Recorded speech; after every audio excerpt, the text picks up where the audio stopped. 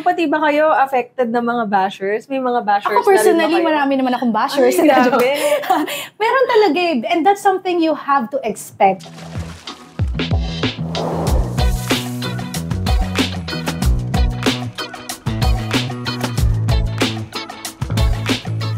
Magandang araw mga consumer at kanegosyo. Ako po si Zaira Monteclaro at welcome sa Buhay Isla Podcast, ang programang pangnegosyo, consumer at iba pa. Ako naman po si Patricia Zotomayor at ang programang ito ay hatid sa inyo ng Department of Trade and Industry, Mimaropa. Sa bawat isla ng Mimaropa, may kwento kang maririnig at makikita. Tara na't tuklasin ang buhay sa isla. Ayan. Guys, very exciting ang first episode natin for today dahil nandito tayo sa tinaguriang World's Best Island, ang Palawan, kung saan pag-uusapan natin ang pag-usbong ng e-commerce at digital marketing sa ating mga micro, small at medium enterprises. And personally, Ate Isha, excited ako sa topic na to kasi mahilig ako manood ng mga TikTok videos. Actually, ako, gumagawa din ako ng mga TikTok. May mga nagte-trending, pero Talaga pero hindi ba? ko alam kung nababash ba ako o at least trending, di ba? Yes. And excited ako kasi alam ko marami akong matututunan. And for sure, yung ating mga audience, marami ring matututunan. And dito din nakikita ko rin yung mga TikTok videos kasi ang laking tulong para sa mga small businesses, especially pag nag-trend sila. Ang laki talaga ng impact nun and maraming lumalago na business dahil dun sa social media and digital marketing. So tamang-tama pala Zaira kasi sakto, yung kasama natin talagang sumakses talaga siya pagdating sa larangan ng e-commerce at digital marketing. So kasama natin si Miss Carissa Faith Yara Tulio Atrero or mas kilalang Tita Kim. Welcome sa Buhay Isla Podcast, Tita Kim. Yay! Yay! Okay. I-share sa atin, Zaira, ni Tita Kim, yung paano ba yung nag-transition sila from traditional na business hanggang sa makasali na sila dun sa online world. So, paano nga ba yung naging glow up ng mga businesses nila using digital tools and platforms? So, hello Tita Kim. Maraming salamat po sa pagpapa-unlock sa aming invitation. Yes, maraming salamat. Thank you, Ms. Zai and Ms. Isha. Maraming salamat and hello to all our viewers worldwide. Wow! Worldwide. So, I'm Kim. You can call me Kim. But siguro, apart from being a social media influencer, few people lang siguro yung nakakaalam that I'm also an entrepreneur. Kaya yung tanong niyo po kanina how we transitioned, maybe I'll just give a little background of what's our business is. Yes. Ang business po talaga namin ay events and advertising. But aside from that, we also have other businesses. May travel and tours kami. Meron din kaming toddler preschool. Meron kaming talent school.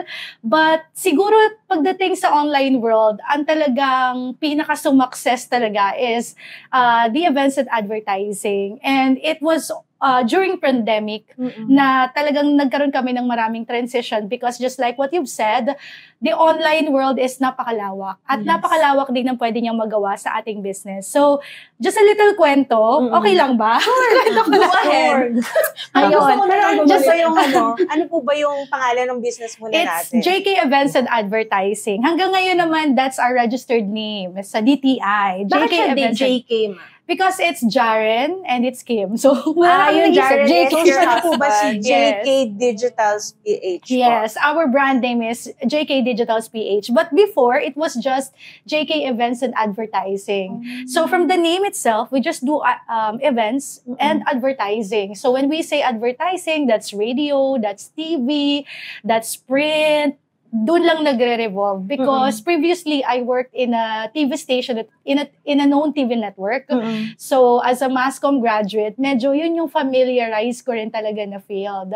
But it was really during pandemic, pero pre-pandemic or before pandemic pa lang naman, nandiyan na yung online eh. Yes, pero kami as business owners, hindi namin nakikita yung opportunity and the need. So from being an advertising company, unang-una, yung business namin is malaki pala yung itataas niya, isasuccess niya kung ilalagay namin siya online. Second is, kung ita-transition namin yung business namin from just advertising to digital, mas marami rin kaming makukuhang mga kliyente. So, siguro ang naging susi nun or naging key para mag-transition kami from traditional advertising to digital marketing, digital media, is that number one, the need. Kasi kailangan hindi siya choice. It's not just a choice, but it's a need. Kailangan na ng mga negosyo ngayon na magkaroon ng presence online. Kailangan na natin matouch base online. And second is the opportunity, because nandoon yung oportunidad. When you go online, you just don't go local. Yes. Pwede mong maabot.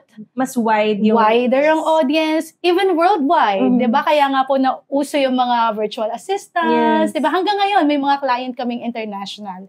So, sobrang lawak ng opportunity. I think that's marami pang reason why you need to transition online, but just look at the need and the opportunity.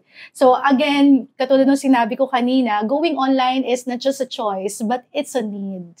So from there, sumakses talaga siya ng sumakses because hindi na rin mahirap na sabihin kung ano yung negosyo mo because they can see it online. And a lot of advantages na hanggang ngayon natatamasa pa rin po namin. Yun.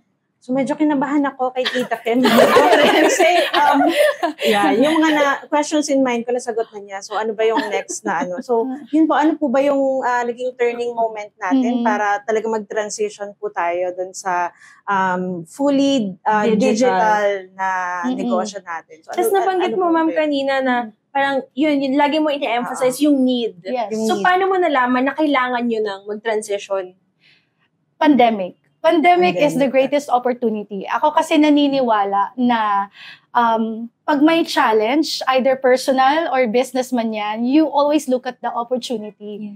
Hindi pwede na pandemic, walang kita. Hindi pwedeng negative I believe that even in the darkest and deepest struggle in life and in business, you can really see opportunity. So, nakita ko nung pandemic is an opportunity. So, wala na kasing choice di ba? Nung pandemic talaga, wala kang choice. Online lang talaga. Kasi nasa bahay lang lahat ng tao. Yes. And believe me, nung pandemic, I don't know anything about editing. I don't know anything about digital marketing. So, parang, ma'am, nung pandemic ka lang talaga nag-start talagang, grabe. Nung pandemic lang kami nag-start talaga ng digital marketing. Samantalang nung pandemic, medyo nag-ano pa ako. Dalgona coffee. Ganun lang. Yes. Actually, yun talaga yung nagbukas ng door. Kasi wala ka ng choice Kaya nandun na yung need. For you to survive, you need to create an opportunity. Not just see, but create an opportunity. Especially, ma'am, kung meron din tayo kasi mga workers na umaasa din sa natin. So, kailangan talaga yung owner humanap talaga pa rin ng way kung paano masustain yung business during pandemic. And that time, you were not just thinking about yourself. You're thinking also about your staffs. You don't want them to lose job. Kaya yung need ng mga businessmen is, tara, ano na to, kumbaga, lulusob ka sa pool kahit na alam mong hindi ka marunong lumangoy. And then, nung nandun ka na sa pool, inaral mo na lang kung paano lumangoy because you need to survive. I think yun yung nangyari sa amin, which is the greatest breakthrough and blessing for us. Kasi aside from nag-transition yung business, doon din nag-start na naging influencer ako. Diba, nang hindi ko rin ginusto or hindi ko rin pinlano. So, nung pandemic lang, ma'am, nag-start din yung brand mo as Tita Kim. Yeah. Oo. Though meron akong background and I was a TV anchor and radio anchor before, pero hindi naman ako kilala nationwide or even not that wide on local. Talagang through social media rin. So, there is really a need because of that pandemic. And I guess that's a wake-up call for every businessman, lalo na sa mga micro, small, medium enterprise.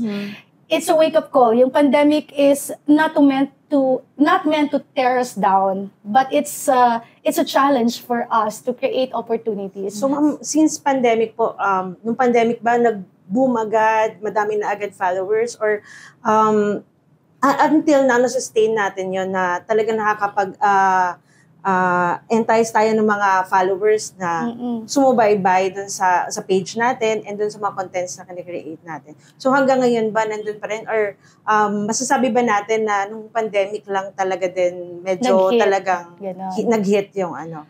Actually, it's a yes and it's a no. Depende kasi kung paano mo siya dadalhin. Kasi nung pandemic, lahat ng tao online. Yes. So it's actually easier to transition online. If you have something to sell, mas maraming nanonood.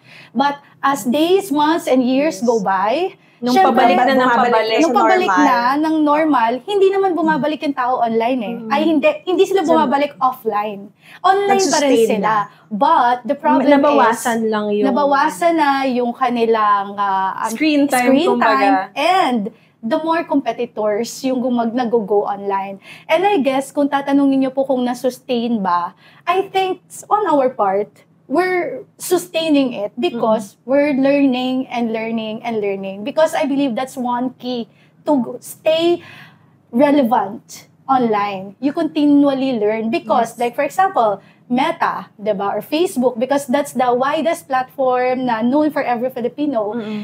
Halos every month or every 15 days, nagbabago yung algorithm. So talagang nagbabago. sumasakay kayo sa trend. Yes. Hindi lang sumasakay, but you really Sumasabay, learn. yes. So yun, Diba? ma'am, talaga gusto namin din talagang itanong, pwede nyo ba kaming i-walk through dun sa thought process nyo, yung creative process nyo, paano ba tayo nag-create ng mga contents natin online na siguradong papatok sa mga listeners natin, sa mga followers natin. So paano ba, ma'am, kayo nag-conceptualize ng mga contents natin? Siguro, there's a lot of things that I can share, but siguro ang unang gusto kong matutunan natin when we go online, sell anything, is that you have to know your market. Because from knowing your market, you know what platform to use, you know what content to use, you know how long reels ba gagamitin ko, o photo ba, mahaba ba, maikli ba, English ba, Tagalog ba, ano yung market mo? Ang hirap din, ma'am, Yes. nun. Kasi parang, sabi ko nga kanina, di ba, gumagawa din ako ng mga TikTok videos, ganun. Tapos, napapansin ko, yung mga videos na hindi ko naman masyadong ine-effortan, mas nagte-trending siya compare dun sa talagang edit na edit ako. Yes. Tapos, parang gano'n, yung iba walang hashtag, pero mas patok sa tao. Parang ang hirap talaga niyang sabayan, no? Yes. I think, isa rin sa mga key, when we were, kasi kami, parang we sit down every month. What's the changes in the social media world? And then, we discuss it, kung ano yung mga changes na yun. And isa sa mga nakita namin, at this present time, people is always looking for authenticity. Isa yun sa mga gusto nila. Ganon din sa mga produkto. 'Di ba? Hindi na ganon kauso ngayon yung may pinakamagandang content, just Yes. like what you've said. They were just looking for something authentic. Yes. So, ngayon yung mga bagay na aaralin mo. Kasi, minsan, katulad sa mga business people, minsan, nawawalan ka na ng gana to make contents, to go online. Marami kaming nai-encounter na ganyan na, ay, Tita Kim, parang ayoko na lang mag-Facebook kasi ang dami ko nang Kalaban. ginawa. Tapos, Oo. hindi naman ako bumibenta. 'Di ba? Yun yung lagi nila. Parang mas bumabalik sila lagi sa traditional because nalulose hope sila because yung contents nila hindi nag-hit. Yes. But the question is, bakit hindi nag-hit yung content? Ibig sabihin, hindi nila na-target Yung market. Yes. Ibig sabihin, may mali sa content. Yes. But the content, making content itself is not wrong. You are actually in the right track. Because if you will not begin now, kung hindi ka magiging online ngayon, sa lahat ng ginagawa mo, lalo-lalo na kung meron kang negosyo, I don't think you will still be relevant 5 years So, from kailangan now. pala talaga. Maging Strategic ka consistent. din dun sa paggawa ng Yes. content. Oo, and maging consistent. Parang Exactly. nakikita ko po na kahit yung ibang content creator, hindi naman lahat ng videos nagte-trending. Yes. Pero everyday talaga, as much as possible, nakakatatlong uploads, apat, para at least kahit isa man lang doon, may lumabas sa feed ng mga audience nila. Yes, because it's not about just the frequency, but you're creating an algorithm. Yes. Yun yung mga dapat aralin. Kasi sa amin, and if there are people na hinihelp ko rin sa business, ang lagi kong unang tinitignan is yung back end. Tignan natin yung statistics. Because if you will not look at the statistics of your social media account, you will not know what's effective and not. So from there, tsaka ka mag-create ng content. Kasi nakakapagod talaga yung bato ka lang ng bato ng content, tapos you're expecting people to like. And more, you're expecting them to buy. That's another thing. So parang ginagawa nyo, ma'am, inaaral nyo talaga yung demographics, anong oras sila mas madalas nanonood. So, Tita Kim, nakatulong ba na nagkaroon tayo din ng sarili natin na branding Tita Kim dun sa services naman na ino-offer naman ng JK Digital? Yes, actually that's something I really want to discuss and encourage other people. Because right now, in the business world, it's more of the name and the brand. 'Di ba? May mga kilala tayong influencer or even artista. Hindi natin masyadong kilala yung brand, pero kilala natin yung artista. Kilala natin yung ambassador, yung nagdadala. Kaya minsan nabubudol. 'Di ba? Minsan nabubudol ka, 'di ba? Hindi masyadong maganda yung product, pero nakakabili ka. And yun na yung nagiging trend ngayon. Kaya nga ini-encourage din natin yung mga business people to go online. Not just your business, but you yourself, you go online. Kasi sa akin po, based on my personal experience, ang dali kong makapasok sa mga proyekto at ang dali kong makabenta kasi they know me. Yes. They know me personally. You created a trusted brand that people know na hindi mo sila ibubudol. 'Di ba? So, that's really a big advantage. Sometimes hindi nga nila alam na, ay, si JK Events yan and advertising. No. Ang alam lang nila ay Tita Kim yan. So, I'm also encouraging other people that when you want to be successful online with regards to your business, you also need to establish yourself online. Yes. Katulad nung word ko kanina na paulit-ulit ko sinasabi, relevance. Kasi sometimes, or hindi lang sometimes, like most of the time, nagiging relevant yung business natin if we are updating and upgrading ourselves. And there's no way to upgrade faster and quicker, but upgrade yourself in your learning about online. Going online, nandun talaga siya. Kaya, I believe, everybody needs to go online. And pero Tita Kim, 'di ba given na yung mga yung ganda ng nagawa ng digitalization sa business ninyo. Syempre hindi naman perfect lahat ng journey, right? So, could you share some of the challenges naman na experience nyo dun sa journey nyo transitioning from the traditional to the digital platforms? Siguro una yung connection mo with the consumer, yung connection mo with the people, because what if yung gusto mong paghatiran ng mensahe is hindi naman techie, diba? So that's merong gap doon. And then second siguro na struggle is mas madali ang feedback ngayon ng mga tao eh. Kaya nga nauso yung mga bashers, di ba? Like, isang pindot lang nila that can affect your business, di ba? Ganun siya. So, pati ba kayo affected ng mga bashers? May mga bashers ako personally, marami naman akong bashers. Ay, grabe. Meron talaga eh. And that's something you have to expect. When you go online and you're increasing with followers, expect that your bashers will also increase. Because so, paano nyo po hinahandle yung mga bashers din? Di-deadma mo lang. But, hindi naman deadma lang, hindi kita babasahin. You have to also look at it, read it, because that's also for your own good. Yes. Baka so, dapat, para sa'yo din talaga mag-improve. Talaga. Para mag-improve ka, kailangan mong hiwalayin yon sa personal mo. Hindi mo siya pwedeng damdamin. Yes. Lalo na pag sa negosyo, di ba? Pag halimbawa sinabi nila na, ay, hindi naman masarap yung mga dessert ninyo dyan. So, diba? tumigil ka na Tumigil ka na sa paggawa. Di ba? Hindi ganun. I-assess mo rin, ilan ba yung kumain sa'yo at ilan lang ba yung nagsabi na hindi masarap? Baka isa lang, dalawa lang.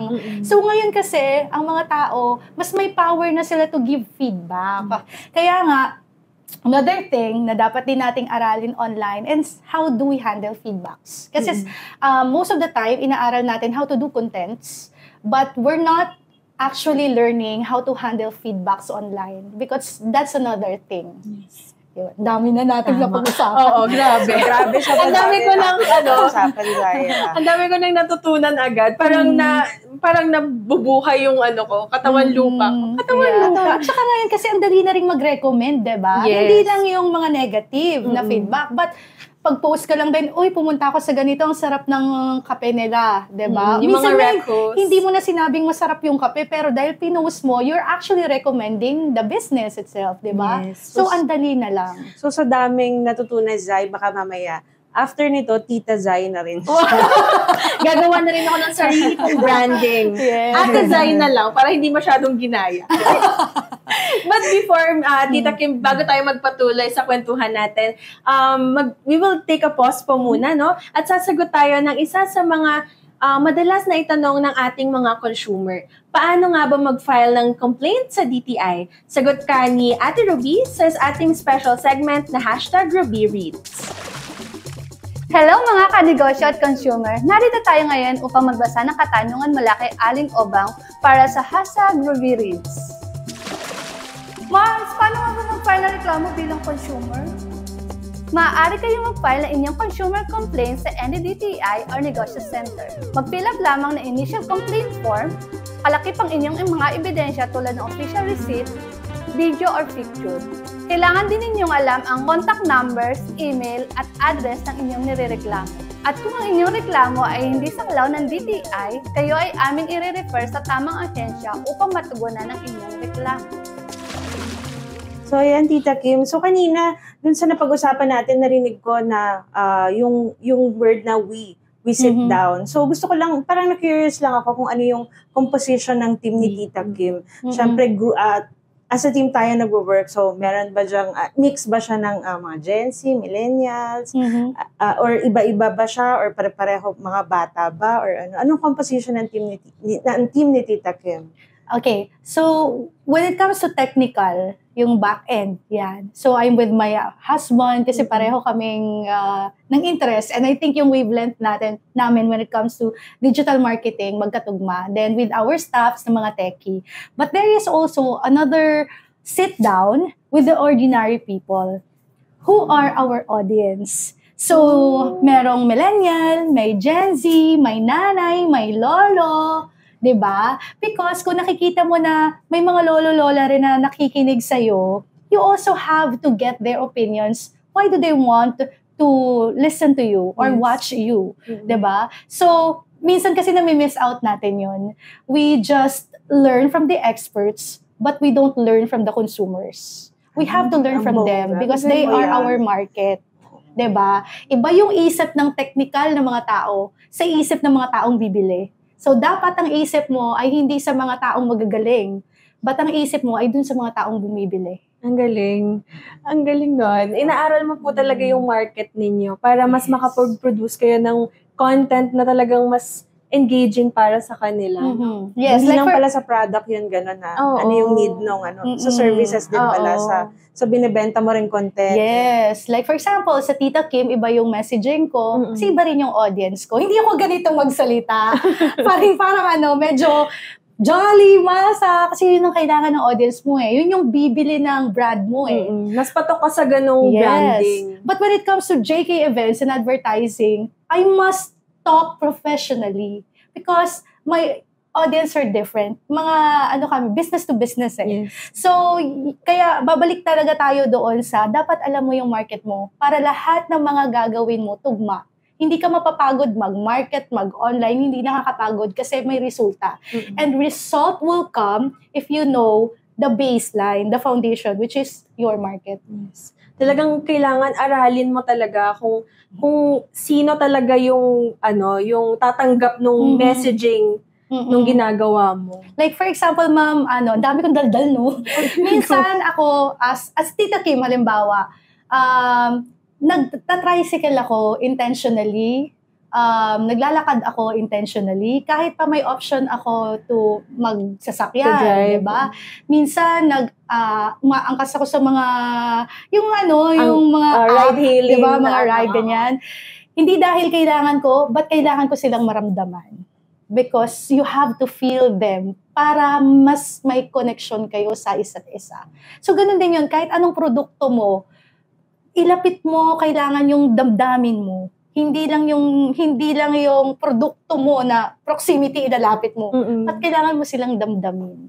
So masasabi niyo ba, Tita Kim, na talagang ang laking help nun yung mag-connect ka sa mga ordinary people dun sa pag-create natin ng iba't ibang contents. Yes. Every day, kailangan sundan natin kung ano yung gusto nila. So malaking tulong ba yun na we reach out sa kanila? Yes, because the purpose of online is for them. Yes. Hindi naman para sa atin lang, 'di ba? Hindi na yung negosyo kung tayo lang ang nakikinabang. Ikaw lang din. Ako lang lahat, 'di ba? Wala namang bumibili sa akin, basta ako. Hindi siya negosyong matatawag.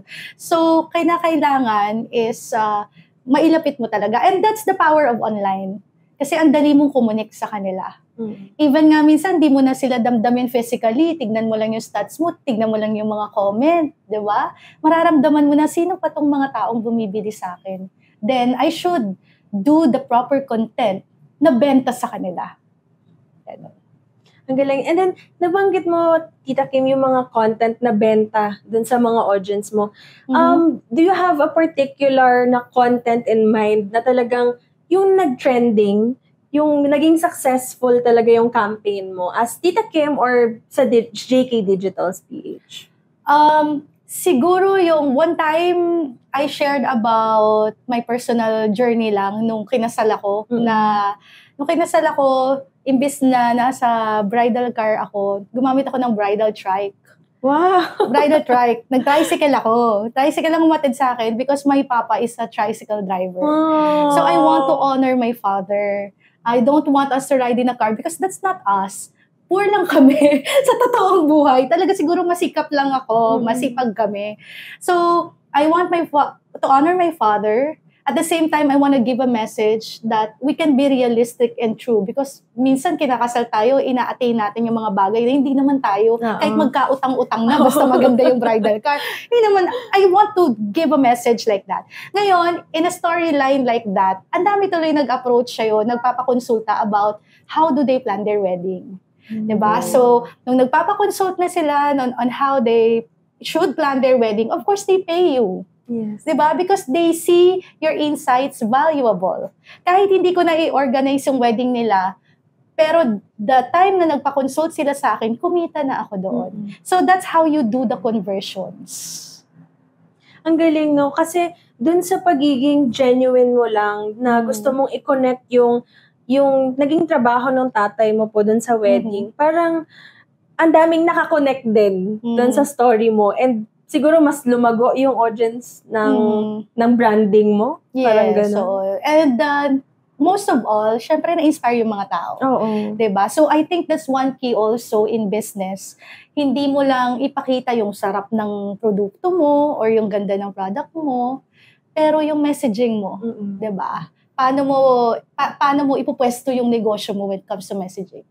So given po yung success talaga, yung sumakses talaga si Tita Kim. So ano po ba yung specific na mga strategies or tips na pwede niyong ibigay dun sa mga small businesses natin para sumakses din sila kagaya ni Tita Kim? Okay. Ito walang halong pagpapabida sa DTI. But actually, you just continue to learn. You have to continually learn. And ako, on my present stage, nag-e-enroll pa ako sa iba't ibang klaseng mga short courses, na may i-enrollan pa ako ulit na bachelor degree, kahit natapos na ako. Because life is continuous learning. Lalo na sa digital world, sa online, sa business, hindi pwedeng mag-stop ka mag-learn. Kaya nung nag-offer nga si DTI like years ago, nag-enroll din talaga ako kahit na ang tagal nun, di ba? Minsan iisipin mo, sa negosyante, naku, napaka-busy ko, hindi ko na to mauupuan, hindi ko na to magagawa. Tapos minsan iniisip mo, alam ko na yan. Pero actually, it's not about the topic na parang alam mo na siya. But it's about the stories of the people na nakakasalamuha mo. Diba? Matututo ka din eh. Meron ka pa rin makukuhang bago. Yes, meron talaga. Wag nilang i-close yung isip nila na alam magaling ko na yan. Ka na. Kasi when you say magaling na yan, hanggang dyan ka na lang talaga. Lalo na sa digital, lalo na online, lalo na if that is not your forte. Kasi ako, isa sa mga panuntunan ko sa buhay, I have to understand before I implement. Like for example, di ba sabi ko meron kaming talent academy. So, nagtuturo ng Zumba. Meron kaming Zumba sessions. Alam mo, nag-enroll ako ng Zumba. Nag-enroll tayo. Para maging Zumba trainer ako. Kasi, pag naintindihan ko yung Zumba itself, madali ko siyang i-implement sa mga tao. Madali ko rin i-train yung mga staff. Madali ko rin silang i-monitor. Kasi alam ko yun eh. So, ganun din sa digital, before I ask my team na i-edit nyo to, ganito ang gawin nyo, ni-learn ko kung paano ko siya i-edit. Para kapag sinabi ng staff, Ma'am, hindi kaya, I'm telling them, hindi, kaya mo. Yan. Kasi ganito, kaya ko nga, ba't di mo kaya? Minsan ganun ako ka-strict, pero they have to know that you know it. Because minsan, magiging lousy yung mga staffs mo. So, hindi kayo magle-level up as a team. Kaya yun sinasabi ko, you have to continually learn. Okay. Hindi ka lang mag-learn na ito ang negosyo, paano patakbuhin ang negosyo. If you have the time, you also learn how your staffs work. Because you can better sell what you have if you also understand how your staffs work. Wow, perfect! Wow, Miss Universe! So, grabe talaga. Kahit Zumba, pinag-aralan ni Tita Kim. Tita Kim, hindi ka ba nahihirapan na, di ba, nabanggit mo, ang dami yung business. Hindi ka ba nahihirapan i-juggle yun lahat? Hindi ka ba nagkakaroon ng parang confusion na ganito, dito dapat, ano yung gagawin sa ganito? Paano po yung ginagawa mo para ma-manage mo lahat ng business mo sa oras and sa effort and sa energy mo? Marami siguro magsasabi na dapat sa negosyo, focus ka lang. I think there are people na linear sila mag-isip, but there are also people na mas ganado yung isip nila pag maraming iniisip, and that's me. And I guess ang pinaka naging susi dyan is not just time management, but you know where to put your time. Kasi like, ito, basic na lang. In my phone, I don't have any games. Wala akong games ka. Hindi ko alam mag-snake, hindi ko alam yung Mobile Legends, hindi ko alam yung, yung mga umuusong mga games, wala. Because that's a waste of time for me. Sorry. Sorry. Delete na. Para sa akin yun. Kasi iba-iba naman tayo eh. Para sa iba, therapy nila yun eh.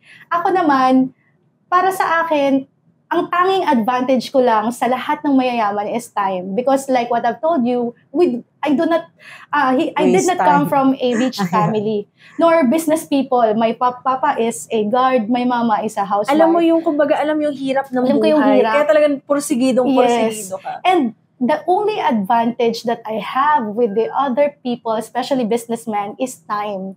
Kasi sa oras, pareho tayong may 24 hours. Pareho tayong may 7 weeks. 48 hours po ba kayo? Diba? Pero kapag sa mga oras na natutulog ka, at ikaw halimbawa mayaman natutulog ka, pero ako nag-aaral, masasabayan kita. Kaya kong mag-compete sa'yo. So, I believe na kung ano man yung gusto mo ma-achieve, you have to put your time and you have to sacrifice also a lot of things. Hindi na pwede yung go out anytime you want. Tapos, minsan nga, scroll ka lang ng Facebook, di ba? Like sa Facebook, I'm a social media influencer, but I have this rule, the 1, 2, 3, 4, 5 rule. Paano yon? When I get my phone, mag-scan ako ng timeline ko, 1, 2, 3, 4, 5, stop. Hanggang 5 lang pala. 50 kasi yung diba? Kasi minsan, unconsciously, di ba nakukuha mo yung cellphone mo, tapos, ay, 2 hours na pala ako nanonood. Bumabad ka na, yun na lang yung ginawa. Oo, yun na lang. Wala ka ng ibang nagawa. So, I have to discipline myself na kailangan kong gawin ko. How about your time with your family? Hindi ba siya nako-compromise dahil sobrang busy nyo na? Pareho, di ba? Yung husband mo rin po, katulong mo siya. So, hindi ba nako-compromise din yung time with your family? Or yun na ba talaga yung bonding nila? Hindi rin naman. Nag-create din naman kami ng bonding. We intentionally create bonding moments. Di ba? Like ngayon, kagagaling ko lang ng El Nido, and kagabi, dumaan din ako sa family ko doon, di ba? Tilalagyan mo rin talaga siya ng oras. Kasi after all, para kanino ka ba nagtatrabaho? Di ba? Para rin naman sa kanila. But you have to plan it. You really have to be intentional. At saka maganda pala ngayon, share ko lang, like, yung asawa ko, yung kapatid ko, yung mama ko, yung papa ko, they are my employees. Wow. Sa company ngayon. Di ba? So, imbis na magtrabaho sila sa labas, dito na lang. So, nagiging bonding pa namin tong negosyo. Matanong ko lang kasi since digital yung line ng business nyo, hindi ba mahirap para dun sa parents mo? Kasi medyo, hindi na techy, gano'n. Yes. Doon naman sila, ma'am, sa part ng events. Okay. Diba? Kasi we are in the events and advertising, JK Digital. So, like yung papa ko, dati siyang guard. Ngayon, bodega man. So, siya yung mga taga-repair ng mga booth, ganyan. Tapos, driver, yun yung mga ginagawa Saka niya. maganda siguro po dyan, trusted mo na yung mga kasi family mo sila. Tsaka pwedeng hindi mo sweldohan. Ay, sorry, Nalugi pa ka. Tapos yung mom ko naman, siya naman yung parang liaison namin. Siya naman yung nagko-collect, di ba? Nag-i-invoice, pumupunta sa mga, pag hindi ko na kayang pumunta doon sa isang client, siya na yung nag-meet. I guess you just have to know what's their strength and what they can offer. I believe bawat tao meron nun eh. As a businessman, that should be a gift. Like ito, hindi siya whole package, hindi siya magaling sa digital marketing, pero may kalalagyan pa din siya. May isang bagay pa rin siyang magaling siya. Yes, magaling pa rin siya. Na mahina ka naman, na kailangan mo siya. Meron akong gustong itanong kanina pa. Napapagod ba si Tita Kim? Ano ba yung boundaries mo? Kahit bawal magsabi ng Oo naman, May po napapagod. ba na nahihirapan na sobrang pagod natin, hirapan na tayo mag-create ng content? Or talagang dire-diretso yes, ma'am. talaga? Actually, nakakaano rin yung content ha. Yung paggawa mo ng content araw-araw, sabi ko nga sa inyo, you have to upload not just 1, 2, or 3 times a day, but madaming beses sa isang araw to keep the algorithm.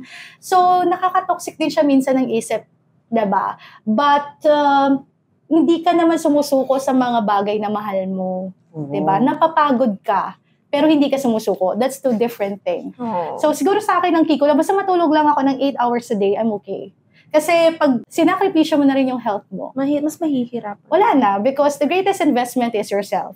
So, kung wala to, hindi to healthy, wala rin lahat ng mga pagod ko, di ba? So ako, ang nilalagay ko lang talaga sa sarili ko, basta makatulog ako 8 hours a day. So kahit na buong araw na yan, magtatrabaho ko, basta matulog ako ng tama. Doon kasi yung natural rejuvenation mo ng katawan.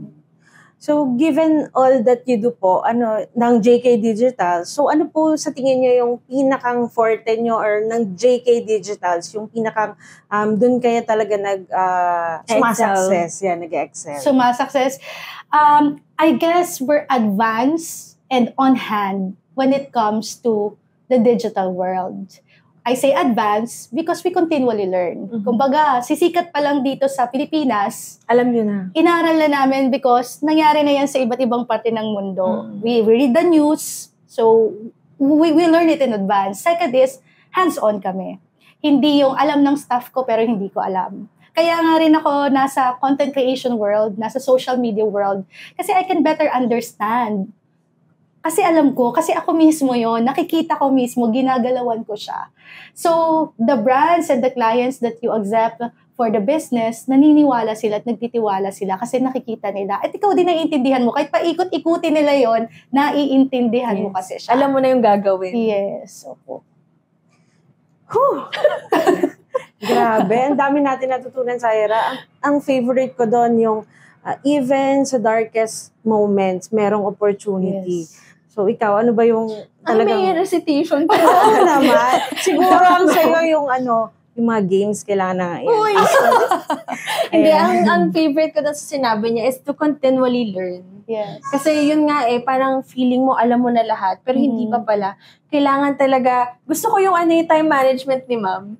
Parang hindi ko kaya yung ang dami mo nang ginagawa, pero nakaka 8 hours of sleep ka pa. Gusto kong malaman kung paano gawin yun. Kasi ako naglalaro lang, pero hindi ako nakaka 8 hours of sleep. Diba? Sobrang halaga ng oras. So, sa dami nating natutunan kay Tita Kim, we would like to thank you po for your time and insight. So, sobrang ganda nung naging first episode ng Buhay Isla Podcast. So, baka po meron kayong gustong sabihin pa po or gusto pang tips na idagdag para sa ating mga listeners, or baka gusto niyo pong i-promote yung social media pages niyo po or yung JK Digitals PH po. Yeah, so thank you so much, Ma'am Zai, Ma'am Isha, and the rest of the DTI team. Thank you so much for inviting me po dito. Siguro, hindi na siguro ipopromote yung brand or yung business, but more on encouragement to everyone to continually learn. Watch this podcast, di ba? Kasi ako, ito yung isa sa mga favorite ko. I-share ko lang bago every morning, kapag ako ay naliligo, I listen to podcasts. Kasi, kahit naliligo na, kailangan meron diba? Ganun yung time management. Ganun ako. Sige. Kaya pag alam na nilang maingay yung CR, alam nilang naliligo ako at nandoon ako. And I listen to podcasts. Kasi, ang dami mo ring nakukuhang mga stories that you will not just learn, but you will be encouraged. So, I hope to everyone, since this is the first episode, subaybayan niyo yung mga susunod na episode. Kasi, for sure, meron dyang detalye na makaka-relate at makakatulong po talaga sa inyo. So, thank you so much. Again, maraming salamat, Tita Kim. At para sa ating mga viewers and listeners, salamat po sa inyong pakikinig at panonood. Nawa po ay marami kayong napulot na mahahalagang impormasyon para sa inyong negosyo o bilang isang consumer. Magsama-sama po tayong muli sa susunod na episode ng Buhay Isla Podcast.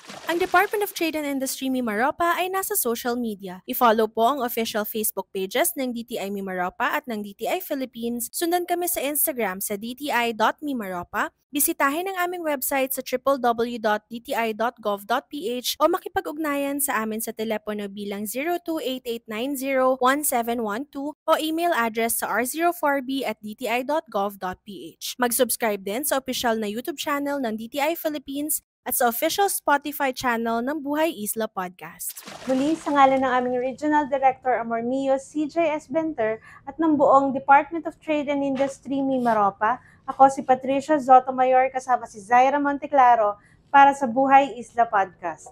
Sa bawat isla ng Mimaropa, may kwento kang maririnig at makikita. Tara na tuklasin ang buhay sa isla.